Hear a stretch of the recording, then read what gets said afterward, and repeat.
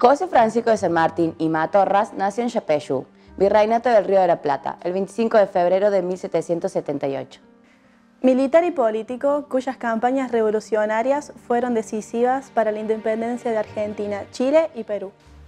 Para el profe Brica, estos libros son un clásico. La biografía escrita por Mitre sobre San Martín nos habla de él como el máximo héroe. Junto con la historia de Belgrano, también escrita por Bartolomé Mitre, este autor nos plantea una organización del Estado Nacional a partir de un modelo liberal y, por supuesto, utilizando a estas dos grandes figuras o estos dos personajes, una especie de panteón nacional con los héroes máximos.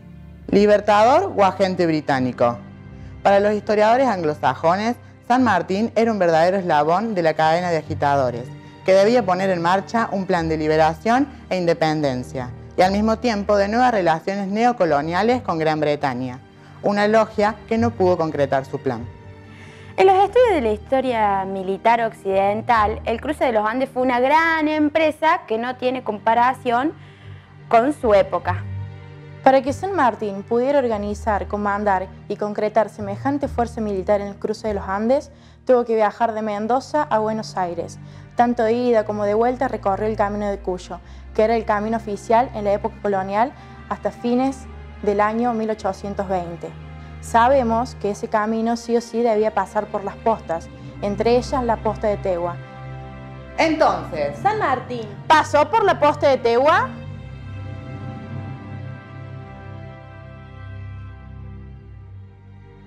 La posta de Tegua fue oficialmente creada a fines del siglo XVIII, cuando por razones coloniales y de la administración real, la corona decidió trazar un camino o abrir un camino que uniese a Buenos Aires con Cuyo, con la provincia de Mendoza especialmente, y de allí también llegar a Chile. Entonces, digamos, una distancia, bueno, regular, medida en leguas, 6, 7, 8 leguas, 4, depende de la topografía del lugar, se debía instalar una posta. Y la idea de conocer el lugar de la posta de Tegua es por lo que te vamos a convocar. Sé que tenés unos mapas ahí que vamos a analizar. Bien, bueno, yo he seguido, gracias a la invitación, en un tema que es de mi interés, que lo hemos charlado alguna vez, lo que era este camino de postas de Buenos Aires a Mendoza, a Chile también, ¿no es cierto? Y sus distintos recorridos.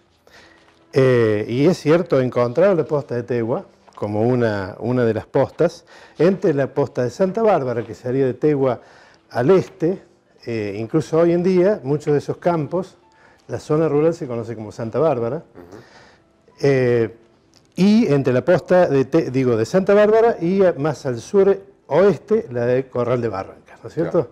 Que quizás es más importante por los trazados en los mapas, ¿sí? Bueno, en la ubicación que yo pude encontrar en las cartografías, en realidad la cartografía de la época, digamos, de la época de la constitución de la posta de Tegua, es una cartografía muy hecha por no cartógrafos, digamos, ¿sí? Que era útil para decir, bueno, qué había antes y qué había después, pero no había ningún tipo de precisión, de ningún tipo, ni formal ni numérica, respecto a las distancias, a las escalas. Porque la utilidad de la cartografía era otra. O sea, yo supongo yo, eso lo debes saber mejor que vos, que las tropas que venían, quienes viajaban por el camino de postas, que también es una cosa interesante. ¿Qué era un camino de postas? Una de huellas, supongo yo, ¿sí? Que atravesaba distintas topografías, arenales, yuyales, montes, lo que era bañado, lo que era la topografía del lugar. Sierras, como en el caso de haber atravesado la punta de la sierra, de lo que conocemos como la Sierrita, ¿cierto? Incluso teniendo en cuenta que muy cerca estaba la capilla de Tegua, la estancia del Saucedecito, que era un paraje muy poblado para lo que era la época. Sí. Bueno, entonces, uno piensa, ¿qué ha quedado de esas postas? Yo te preguntaba si habían encontrado en tu trabajo sobre las postas de Barrancas, si en realidad habría que ir a escavar y encontrar adobe, muy difícil, ¿no? Y acá debe haber pasado lo mismo. Yo y en esta la referencia es muy vaga, por respecto a la fuente, a mí siempre me contaban, en el siglo pasado, que la posta de Tegua estaba ubicada donde era el campo de Brarda, y donde antes había sido el campo de Félix Paz, que es donde está el peaje de Tegua. O sea, al frente del peaje de Tegua, si uno ve hacia el este, hay como un casco de un campo, que era el campo de Brarda. Bueno, siempre me decía mi papá, a él le debe haber dicho, no su papá porque no era de aquí, pero la gente de aquí, que ese era el lugar de la posta de Tegua. En realidad la posta de Tegua, como bien sabemos, existió como sitio hasta después de fundado Gijena. Digamos, ¿sí? Hasta la creación de Gijena. Porque ahí estaba el telégrafo, incluso creo que ahí estaba la residencia del juez pedáneo, ¿sí? Entonces, uno supone que era ahí. Aunque ya el régimen de posta... El régimen de posta ya no existía. Sí, como sabes, la posta está citada en el camino como uno de los parajes, el camino de Mendoza, de Buenos Aires a Mendoza y de la Concepción de Río Cuarto, de la Villa de la Concepción de Río Cuarto a Córdoba. Yo te comentaba que encontré un texto de Monseñor Fassi, donde cita una inspección del Marqués de Sobremonte, siendo gobernador intendente de Córdoba, viniendo hacia la Villa de la Concepción para afirmar un poco su jurisdicción, y pasaba por la posta de Tegua. A mí lo que me inquieta, y creo que nos inquieta a todos, es saber qué es lo que veía el viajero, San Martín particularmente, que tiene que haber pasado más de una vez por la posta de Tegua, al encontrarse con este lugar. Bueno, si me permitís, te voy a leer una descripción que hace uno de los... se llama Descripción de los caminos desde la ciudad de Buenos Aires hasta la ciudad de Mendoza, de 1787. Esto lo hace, del libro de los directores de correo por Galván Moreno. Y dice, esta es una descripción, digamos, del momento de lo que era la posta de Tegua. A la posta de Tegua se pagan 4 leguas. 4 o 5 ranchos se encuentran sobre el arroyo a diferentes distancias, todos habitados de gente pobre, que serán no más de 20 personas, y se mantienen con sus vacas lecheras, algunas ovejas, yeguas y caballos. En el paraje llamado Tegua, además de la posta, que tiene su estada, hay otras 10, entre casas y ranchos, desviados 2 o 3 cada uno, más o menos, con más de 100 habitantes, que se mantienen de la cría de animales, de las especies referidas, aunque no pasa su número del preciso para poder subsistir. También siembran trigo, maíz y zapallos. Las mujeres de todos estos lugares, como todas las demás de las estancias de Córdoba, que siguen al norte de todo lo largo del camino, se aplican a hilar y tejer ponchos. Esta es una descripción, obviamente, de fines del siglo XIX, XVIII, con la... Que no debe haber cambiado mucho 20 años después, no, que es cuando pasó San Martín, ¿no es cierto? Estos fragmentos de cartas que yo he buscado, fíjate, ubican a Tegua erráticamente. Hay uno de Camino de Postas, cuya fuente no conozco, donde está el camino de Cuyo, de Buenos Aires a Cuyo, y donde la posta de Tegua se desvía digamos, de la vía, del carril que iba de Santa Bárbara, como digo, al este de Tegua, a Barrancas, al suroeste, ¿cierto? Tegua tenía que desviar al norte. Vos me comentabas que hubo después una disposición del gobierno para pasar por la posta de Tegua. Claro, mientras... Yo siempre me preguntaba por qué los asentamientos se daban en lugares de monte, de piedra, y bueno, uno quiere imaginar que más hacia el sur, más hacia el llano, era un lugar más desprotegido, quizás con menos agua también, ¿no? Yo en todas las cartas que vos sabes que he encontrado, mensuras judiciales, que son de fines del siglo XIX, he encontrado marcado los pozos de agua, con sus nombres, ¿sí? Lo que hace una toponimia que se perdió, ¿sí?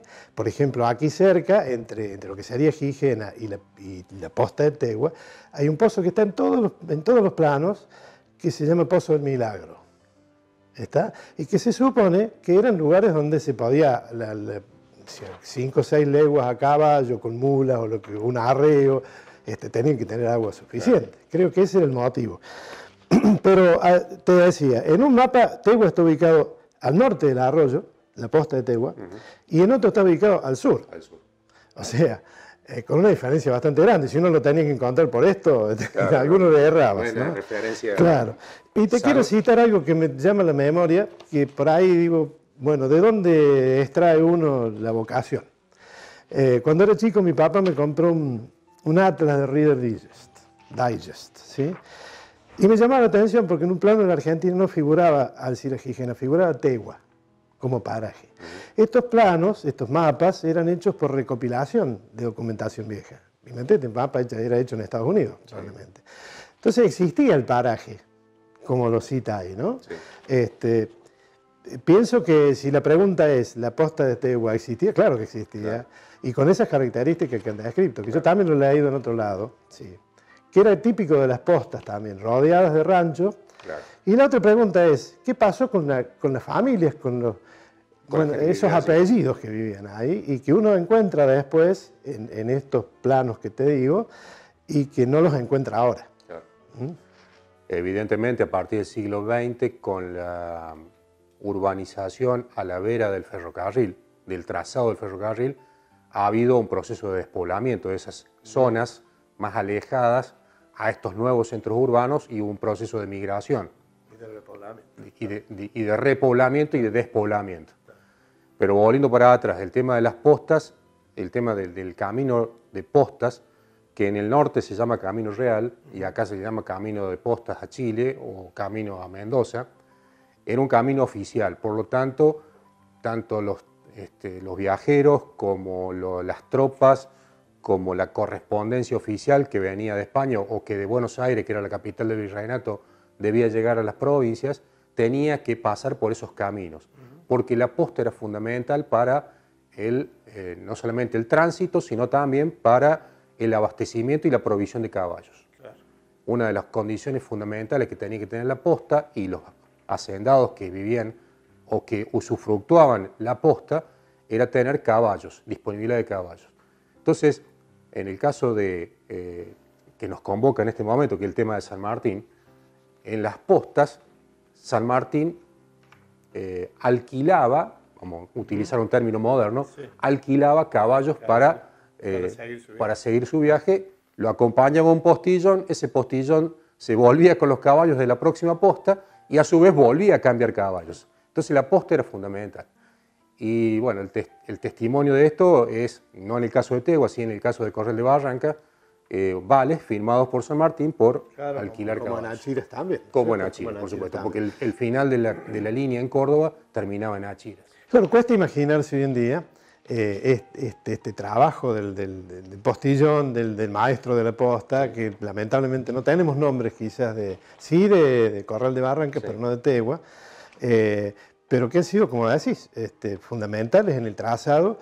Y después, bueno, son como puntos, como hitos, a partir de los cuales se empezó a conformar, yo digo la cartografía. La cartografía es la representación, el modelo con el que nos representamos el espacio, claro, ¿cierto? En el que se movió. Claro. Y podemos verlo en retrospectiva a un San Martín pasando, y bueno, como nos gusta a algunos, imaginarlo. Claro. ¿Qué habrá hecho cuando paró ahí? ¿Habrá habido algo así como una pulpería o una fonda, como le decían, claro, mucho tiempo después, donde podía refrescarse? Claro. O quizás ni paró. O quizás ni paró, cambiaron los caballos y siguió, porque claro, la idea también depende del tiempo. Era la rapidez en la llegada. O quizás si le agarró la noche tuvo que dormir allí. Así es. Sí. Como otros que también pasaron, ¿no? Porque los testimonios de los viajeros, como John Myers, que escribió un libro que es muy ilustrativo sobre las postas, bueno, también un nuncio apostólico que terminó siendo papa, el Papa Pío IX, creo, o 11, no me acuerdo. O sea, pasó de todo. Pasó de todo, seguramente, y figuran algunos que han trascendido en la historia, como decir, seguramente.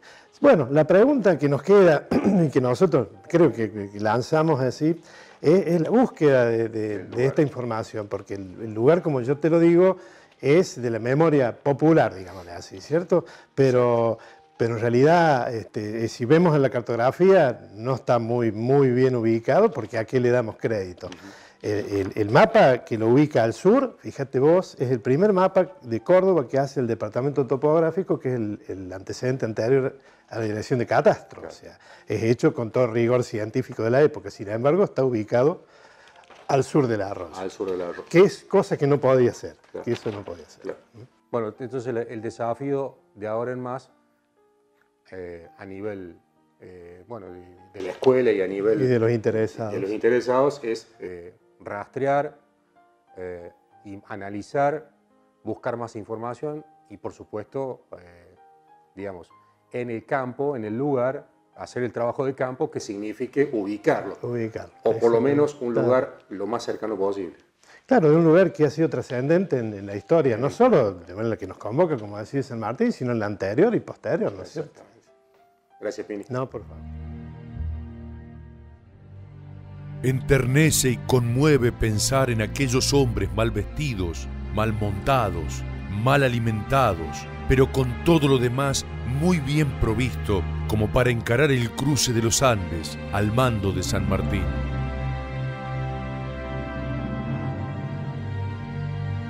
Si no puedo reunir las mulas que necesito, me voy a pie. Es menester hacer el último esfuerzo en Chile, pues si esta la perdemos, todo se lo lleva el diablo. El tiempo me falta para todo, el dinero, la mala salud, pero así y todo, vamos tirando para la tremenda. Así volvía el conductor de hombres, transformado ahora en un criollo de palabra y un hombre sencillo que solo aspiraba a la fraternidad de sus compatriotas. En esta, su última travesía, volvía cubriendo sus sienes con un sombrero alado y cubierto su cuerpo cansado por un poncho chileno, símbolos causales de su patria grande americana.